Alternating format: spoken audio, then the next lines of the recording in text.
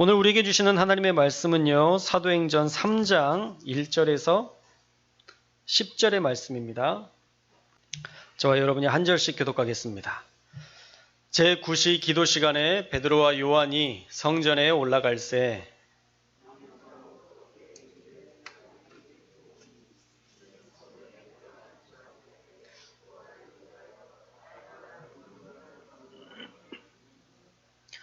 그가 베드로와 요한이 성전에 들어가려 함을 보고 구걸하거늘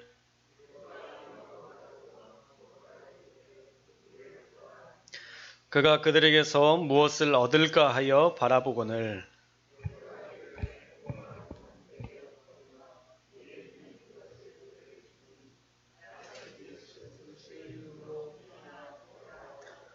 오른손을 잡아 일으키니 발과 발목이 곧 힘을 얻고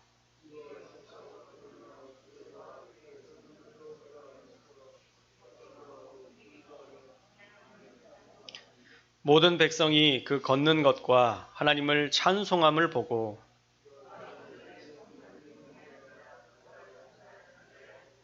그에게 일어난 일로 인하여 심히 놀랍게 여기며 놀라니라. 아멘. 오늘은 기도하는 성도가 기적을 누립니다 라는 제목으로 하나님의 말씀 나누려고 합니다.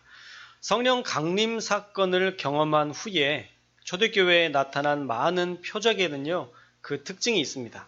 그것은 이 다양한 사건을 통해서 당시 초대교회가 갖고 있는 연약함과 한계를 극복하게 하신 것이죠. 신생이라는 것 자체가 사실 존재하기 어려운 겁니다. 대형 마트에서 작은 슈퍼가 새롭게 만들어졌을 때 그 새롭게 만든 슈퍼가 그 마트를 이기기란 쉽지 않죠. 유대교라는 엄청난 집단 안에서 기독교라는 정말 작은 새롭게 시작되는 그 교회가 버텨나간다는 것은 사실 어려운 일이었을 것입니다. 그래서 하나님께서 기적과 이사를 통해서 하나님의 능력을 그들을 통해서 보여주심으로 하나님을 믿는 자들이 더욱 담대하고 흔들리지 않는 신앙을 갖도록 베풀어 주신 하나님의 특별한 은혜였다라는 거예요. 기적은 초대교회가 더 든든히 설 수 있도록 하나님께서 붙들어 주신, 하나님께서 내려주신 특별한 은혜였다는 것입니다. 사실 우리가 처음 하나님을 믿을 때도 이런 많은 기적을 경험하곤 하죠. 저희 가족도요, 처음 하나님을 믿은 후에, 그리고 만난 후에 저희는 새벽 예배를 드리기 시작했고요. 참 대단하신 것 같아요, 제가 봐도. 믿자마자 새벽 예배를 드린다는 거 정말 쉽지 않거든요. 그리고 토요일이 되면 늘 가정 예배를 드리면서 하나님의 특별한 은혜들을 경험했습니다. 다양한 사건 사고가 없진 않았죠. 하나님을 믿는다고 해서 전혀 문제가 없는 것은 아닙니다. 다양한 사건 사고가 있었지만 하나님께서 그때마다 피할 길도 주셨고 또 만날 만한 사람들도 만나게 하시면서 우리의 가정을 선하게 이끌어 주셨던 그 은혜를 저도 기억하고 있습니다. 저희 아버지에 대해서 몇 번 말씀드렸지만 저희 아버지는 군대에서 간첩이 넘어왔을 때 무장공비와 총을 들고 싸우신 분이에요. 전역 한 달 남았는데 본인은 간첩을 꼭 잡아야 되겠다는, 군대 들어올 때부터 간첩 한 놈은 잡고 나가야 되겠다는 그런 굳건한 소명을 의식을 가지고 그렇게 군 생활을 하시다가 한 달 남으면 사실 안 나가거든요. 전쟁터에 안 나갑니다. 그런데 한 달 남았던 하사분이 나갔어요. 그리고 그곳에서 그 무장공비를 다 총을 들고 싸워서 이긴 그런 분입니다. 이렇게 강한 분이 하나님이 지켜주셨다고 고백할 수 있으려면 사실 기적밖에는요 방법이 없었을 것입니다. 그래서 하나님을 처음 믿을 때 하나님의 특별한 기적을 많이 체험하게 하셨고요. 그것으로 더 굳건한 신앙으로 세워주셨습니다. 초창기 사도행전에 나온 초대교회에 기적이 많이 나타났던 것은 하나님의 특별한 은혜였다는 것이죠. 오늘 말씀에 보면요, 그 기적의 첫걸음이 나옵니다. 오늘 말씀은 우리가 너무 잘 아는 성경 말씀이에요. 나면서부터 못 걷게 된 성전 미문에 구걸하던 거지를 예수님의 이름으로, 나사렛 예수의 이름으로 베드로와 요한이 일어나 걷게 하는 그런 위대한 기적이 오늘 말씀에 나옵니다. 제9시 기도 시간이 되었어요. 자, 우리나라 시간으로 하면 몇 시일까요? 9시는 벌써 이제 계속 얘기하니까 금방 되시네요. 9에다 6을 더하면 15시. 15시는 3시죠. 오후 3시입니다. 이때는 기도하는 시간이었다라고 성경에 나와 있어요. 평소에 이 시간이면 늘 기도하러 갔던 이 두 사람, 베드로와 이 요한을 통해서 하나님께서 위대한 기적을 베풀어 주셨던 거예요. 기적은요, 기도할 때 나타나는 겁니다. 유대인이어서 하나님이 선택하신 백성이기 때문에 하나님께서 이스라엘을 완벽하게 지켜주셨나요? 이스라엘의 역사는요, 하나님이 지켜주신 역사만 나오지 않아요. 중간에 예언서 부분에 보면 그들이 하나님 앞에 범죄하였을 때 하나님이 그들을 심판하는 모습도 얼마든지 등장합니다. 이스라엘의 역사를 안다면 유대인이어서 선택된 백성이기 때문에 하나님이 우리를 지켜주신다라는 말이 너 완벽히 틀렸다는 것을 우리는 알 수 있습니다. 그렇다면 내가 기독교인이라는 것이 하나님의 능력을, 특별한 능력을 누리는 통로가 될 수 없다는 것도 우리는 추론을 통해서 알아야 되는 거예요. 사실 모든 기적은요, 기도할 때 나타납니다. 나는 기도할 줄 몰라요 라고 말하시는 성도님들도 우리 교회 말고 다른 교회에는 몇 분 계시더라고요. 많이는 있지는 않아요. 저는 기도하는 방법을 몰라요 라고 말하시는 분들이 있는데, 여러분, 기도하는 방법을 모르면서 어떻게 신앙생활을 우리가 할 수 있겠어요? 극단적으로 우리가 기도할 줄 모르는데 어떻게 하나님을 안다고 얘기할 수 있겠어요? 어떤 사람과 대화를 해보지 않았는데, 그 사람과 대화를 해보지 않았는데 어떻게 그 사람과 안다고 얘기할 수 있겠어요? 사랑하는 여러분, 기도는요, 어렵지 않아요. 기도는 하면 되는 거예요. 따라해 볼까요? 기도는 하면 된다. 막 아름다운 미사 어구를 써야 그래, 네 말이 예쁘구나, 내가 네 기도 들어줄 게 아니에요. 하나님은요, 한순간에 그 부르짖음과 신음에도 응답하시는 분이라고 얘기하고 있어요. 여러분이 하나님을 찾으면 그때 하나님이 우리에게 귀를 기울이시고 들어주신다는 거예요. 그게 어떤 이야기든. 여러분들이 한번 비참한 마음을 가지고, 정말 굴욕적인 생각을 가지고, 여러분 정말 괴로운 마음을 가지고 하나님 앞에 나아가서 그 비참한 마음을 토로해 보세요. 하나님, 너무 비참해요. 부장님이 날 이렇게 너무 큰 모욕을 줬어요. 하나님, 너무 비참하고 괴로워요. 기도해 보세요. 여러분이 기도하다 보면요, 처음에는 부장을 저주할 거예요. 이런 나쁜 부장, 왜 나만 갖고 그래? 막 화가 나서 그렇게 할 거예요. 그런데 계속 기도하잖아요? 그러면 우리 안에 하나님의 영이 임하셔서 기도하게 하시기 때문에 계속 불평하고 하나님 죽여주세요, 이렇게 기도를 못해요. 우리는 어느 순간 하나님 그래도 용납할 수 있는 힘을 제게 주십시오라고 기도할 거예요. 이게 기도의 능력이라는 겁니다. 기도하지 않으면요, 그냥 미워하고 끝나요. 아유, 저 인간, 믿는 사람이 그런 얘기도 해요. 귀신은 안 잡아가고 뭐예요, 이런 얘기도 해요. 믿는 사람들이. 그러면 안 된다는 거죠. 거기에서 멈추면 신앙인이 아니에요. 그리스도인이 아니에요. 하나님과 더불어 살아가는 자가 아니에요. 진짜 그리스도인이면 그를 위해서 기도할 수 있어야 돼요. 물론 우리는 사람이기 때문에 처음부터 그 사람을 축복할 수는 없습니다. 내 마음을 토로하는 시간이 있어야 돼요. 그 토로의 시간들 가운데 하나님이 역사하셔서 결국에는 우리의 마음 가운데 그릇을 키우세요. 그래서 그 사람을 용납할 수 있는 힘을 주시는 것입니다. 그래서 기도해봐야 알아요. 기도해봐야 기도의 능력이 얼마나 위대한지, 기도에 얼마나 힘이 있는지 우리가 알 수 있는 것입니다.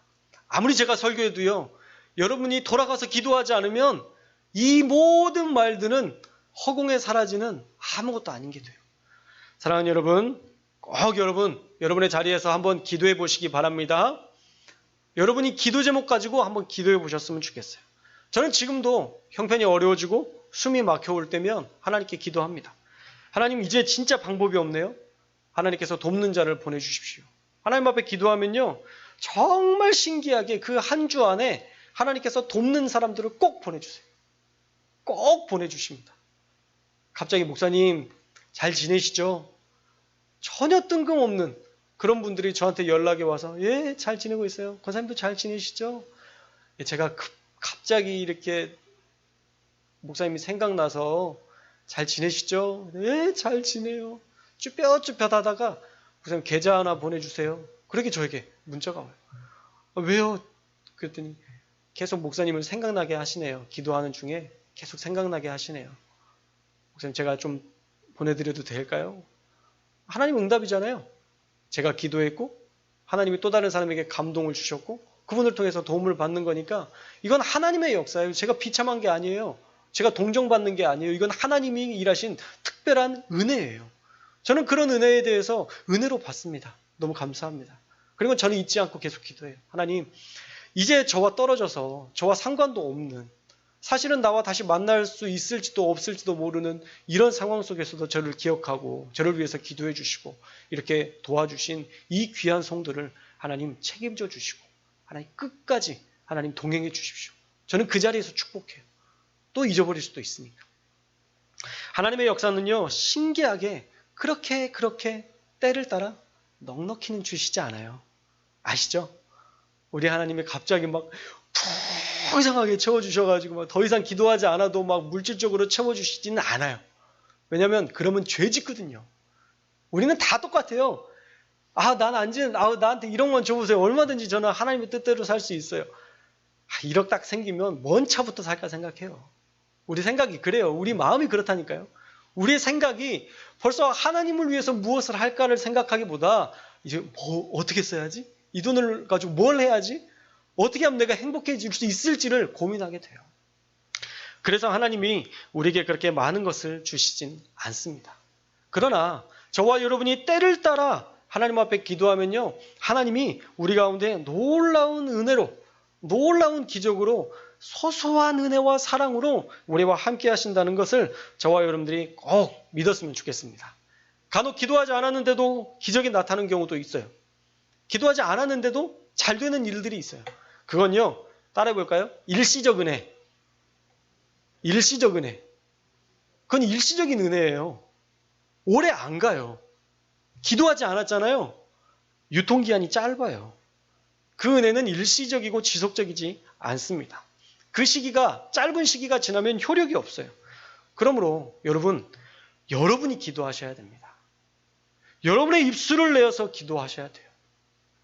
성경에 나오는 놀라운 기적의 역사도요, 기도했던 사람들이 다 누렸던 겁니다. 다윗, 사울을 향하여서 사울을 통해서 얼마나 미움을 받고 고통을 당했습니까? 그러나 그는 늘 기도했어요. 그 많은 기도가 시편에 기록되어 있잖아요. 그 많은 기도, 하나님을 향한 믿음이 시편에 기록되어 있잖아요.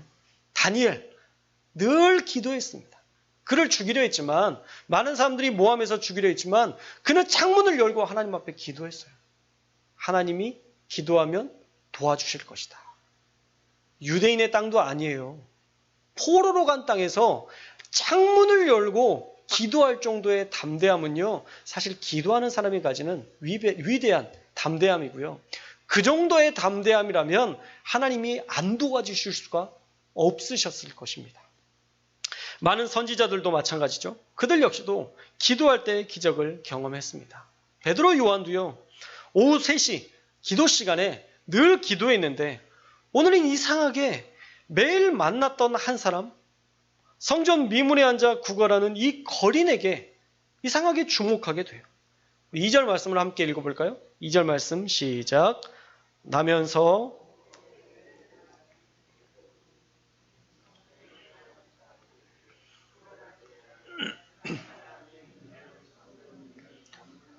아멘. 어떤 목사님이 그러시더라고요. 왜 이렇게 설교하면서 화를 내냐? 성도들이 잘못한 거 있냐? 그런 이야기를 하셨는데 저도 이렇게 하다 보면 막 강조하다 보면 막 화내는 듯한 느낌이 들기도 해요. 화났습니다. 예, 여러분 편안한 마음으로 들어주시기 바라요. 자, 나면서부터 걷게 된 일을 사람들이 메고 왔다라고 하는 부분 때문에 저는 옛날에 그 앵벌이라고 아세요 혹시? 이 말씀을 보면서 좀 앵벌이가 생각이 나더라고요. 어린아이들을 일부러 불쌍하게 보이게 해서 돈을 구걸받는, 그래서 또 그것을 갈취했던 그런 못된 사람들이 있었죠. 그래서 나면서 못 걷게 된 일을 사람들이 메고 왔다라는 것이 꼭 그런 것처럼 느껴졌는데 그렇지 않습니다. 오히려 나면서 못 걷게 된 이 불쌍한 사람의 요구에 성전에 올라갈 수 없었던 이 사람을 성전에 기도하러 가던 몇몇 사람들이 늘 도와줘서 성전 앞 미문, 아름다운 문 앞에 데려다 준 거예요. 이건 아름다운 모습으로 우리가 기억하셔야 됩니다. 그리고 이 미문은요, 원문에는 계절에 알맞은 문이라고 표현되어 있어요. 계절에 알맞은 문. 아마도 이스라엘의 그런 아름다운 풍경 또는 아름다운 자연을 잘 표현해낸 문양의 고린도의 황동과 금으로 장식된 화려한 문이었던 것 같습니다. 그래서 영어 성경도요, beautiful gate라고 말하고 있어요. beautiful gate. 아름다운 문이라고 표현하고 있습니다. 사실 그 문 자체만으로도 화려한 미문 앞에 이 초라한 남성이 사람들의 손에 들려 한쪽 구석에서 구걸하기 위해 자리 잡습니다. 그리고 기도하러 가던 베드로와 요한을 만나게 되죠. 그리고 그 사람은 단지 돈을 얻을까 하여 이 두 사람에게 주목합니다. 우리 3절 말씀을 읽어볼까요? 3절 말씀 시작.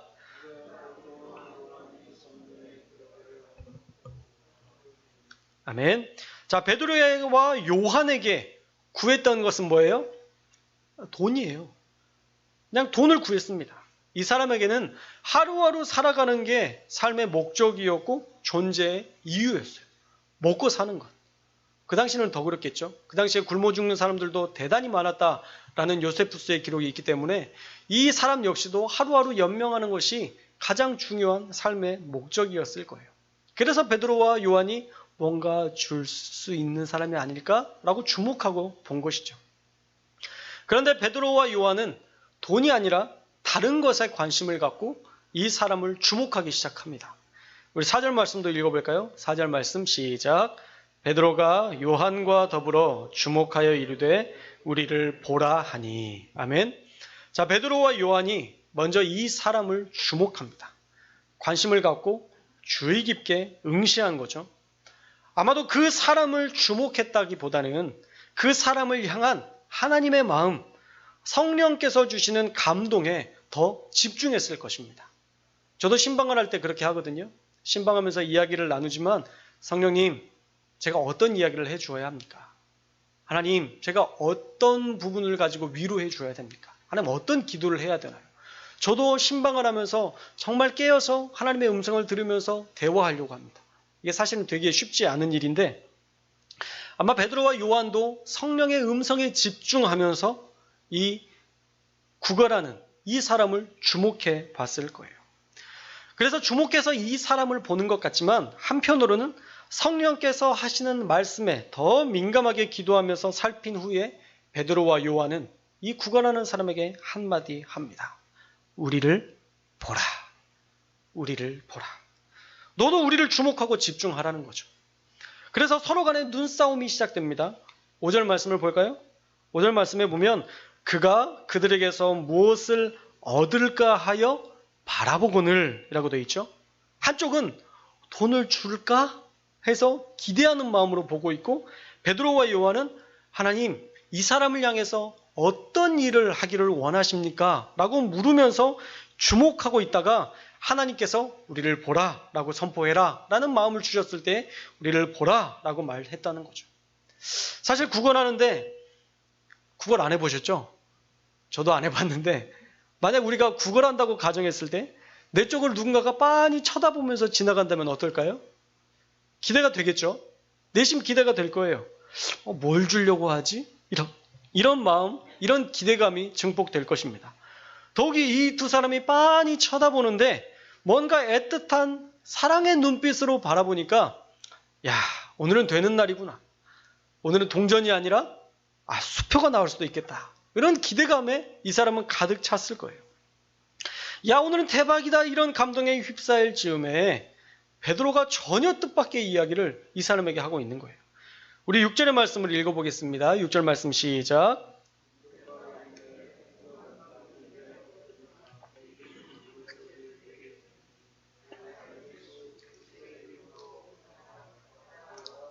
아멘. 자, 이런 말씀이죠. 은과 금은 내게 없다. 그러나 내게는 더 큰 것이 있다. 그것은 바로 나사렛 예수 그리스도의 이름이다. 이제 내가 이 선물을 너에게 주노니 일어나 걸으라. 베드로가 선포했던 것입니다. 자, 베드로의 선포를 들은 이 성전 앞에 앉아 구걸하던 거지는 당황했을 겁니다. 왜죠? 내가 원하는 은과 금이 아니었기 때문이죠. 그런데 더 큰 것을 갑자기 선물로 받았어요. 태어날 때부터 걸어보지 못했던 이 사람은요, 평생을 걸어가는 사람만 봐도 부러워했을 것입니다. 사람은 어떻게 걷는 걸까? 왜 내 다리에는 힘이 없지? 제발 한 번만이라도 자유롭게 걸어봤으면. 그게 이 사람의 평생 소원이었을 것입니다. 있는 사람들에게는 너무 당연한 거지만 없는 사람에게는 그게 얼마나 큰 은혜인지 몰라요. 한 번도 걸어보지 못했던 성전 미문에 앉아 구걸하던 이 거지. 나는 이렇게 죽을 수도 있을 거라 생각했을 것입니다. 그래서 그저 하루하루 연명하는 일에, 구걸하는 일에 소망을 두었던 이 거지에게 새로운 은혜가 펼쳐진 것입니다. 우리 7절 말씀도 함께 읽겠습니다. 7절 말씀 시작. 오른손을 잡아 일으키니 발과 발목이 곧 힘을 얻고. 아멘. 우리를 보라 하더니 나사렛 예수 그리스도의 이름으로 일어나 걸으라 하더니, 죄송합니다. 이 미친 두 양반이 한 번도 일어나 보지 않았던 그 사람을 오른손을 잡고 일으킵니다. 뭐 하는 거요? 라는 소리를 지르기도 전에 신기하게 발과 발목에 힘이 들어가는 게 느껴지는 것이죠. 한 번도 서지 못했던, 한 번도 서보지 못했던 이 사람이 드디어 걸을 수 있게 된 것입니다. 할렐루야. 이럴 때는 박수도 한번 쳐주셔야 합니다. 우리 하나님 앞에 영광의 박수를 드리겠습니다. 박수친 분들은 나중에 큰 어려움과 질병이 있을 때 그 박수친 그것 때문에 하나님께서 완벽하게 낫게 하시고 치료하게 하실 줄로 믿습니다. 박수 안 친 분들도 그렇게 될 줄로 믿습니다. 우리 하나님께 늘 이런 기적들을 경험하기를 소망하고 하나님이 이런 능력이 있다는 것을 믿음으로 우리는 살아가야 돼요. 이건 성경에만 기록되어 있는 그런 사건이라면 이게 우리한테 무슨 필요가 있어요, 사실. 성경 안에서만 나타나는 역사라면 이걸 우리가 이룰 이유가 뭐가 있어요? 해리포터와 이런 시리즈가 있는데 막 빗자루를 타고 막 다니고 막 마술을 부리고 그래요. 마법을 부려요. 우리의 현실에서 그게 일어나지 않는다면 그것은 소설일 뿐이에요. 우리에게 아무 의미가 없는 소설일 뿐이라니까요. 그건 현실이 아니에요. 그러나 이 성경을 주신 것은요, 우리에게도 그런 역사가 일어날 수 있다는 것을 우리에게 알려주시고, 너희도 한번 믿어봐. 그런 기적 보여줄게. 이 성경에 나타난 모든 역사는 있었던 일이야. 그리고 너에게도 일어날 수 있는 일이야. 라는 것을 보여주시기 위해서 우리에게 성경을 주신 거예요. 이런 게 과거에 있었다는 거 알고만 있어? 아니요. 하나님의 말씀은 살았고 운동력이 있다고 말씀하십니다. 하나님의 말씀은요, 그저 기록된 말씀이 아니라 살아 역사하시는, 오늘도 우리 가운데 일하시는 하나님의 기적적인 말씀이라는 것. 저와 여러분들이 꼭 믿으시기를 주님의 이름으로 축복합니다. 예수님은요, 이런 기적을 예수님이 아닌 제자들을 통해서도 가능하게 할 수 있도록 성령 강림을 약속하셨고, 성령을 받은 후에 이런 기적이 초대교회에 빈번히 일어났다는 거예요. 시작일 뿐입니다. 오늘 말씀이 시작일 뿐이에요. 우리 안에 내주하시는 성령님이요, 우리 안에서 일하셔서 우리를 통해 하나님의 나라가 임하게 되는 그런 기적을 보게 하셨다라는 것입니다. 그래서요, 저와 여러분에게도 이런 능력이 있습니다. 할렐루야. 정확히 말하면 성령 충만함을 받으면 우리 안에 계신 성령님이 우리에게도 이런 기적을 베풀어 주신다는 거예요. 이건 우리의 능력이 아니라 하나님의 능력인 거죠. 그래서 우리가 어떤 병을 치료하는 사람들, 그런 신유의 역사들을 가진 그런 목회자들도 가끔 있고, 또 평신도들 가운데서 그런 일들을 하는 분들이 종종 있지만 자만할 게 아니에요. 교만할 게 아닙니다. 왜요? 하나님이 주신 것 가지고 했는데 뭘 자만하고 교만할 게 뭐가 있어요? 저도 하나님의 일들을 감당하면서 하나님이 그런 권한을 저에게 부어주셨다고 믿고 있고요. 실제로 그렇게 낫는 역사들이 자주로 나타나고 있습니다. 그런데 교만할 게 아니라, 자만할 게 아니라 하나님이 하셨습니다 라는 이 고백이면 끝나는 거예요. 제발 그런 사람들을 따라다니거나 그런 사람들에게 어떤 신령한 능력을 부여하지 마십시오. 저와 여러분 모두에게 하나님을 믿는 믿음만 있으면 우리 모두에게 주신 능력이라는 것을 저와 여러분들이 믿으시고 그 믿음 가지고 하루하루 건강한 신앙생활을 하셨으면 좋겠습니다. 놀랍게도요, 이 성전 미문에 앉아있던 구걸하던 이 사람은요, 결국에 하나님을 찬송하고 하나님의 능력을 간증하는 귀한 도구로 쓰임받게 되었다라는 거예요. 우리 8절과 9절의 말씀도 함께 읽겠습니다. 시작.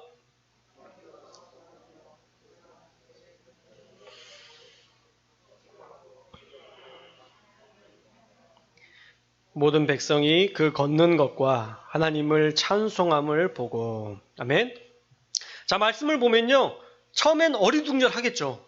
한 번도 일어서 본 적이 없으니까 갑자기 일어나니까 얼마나 놀라겠어요.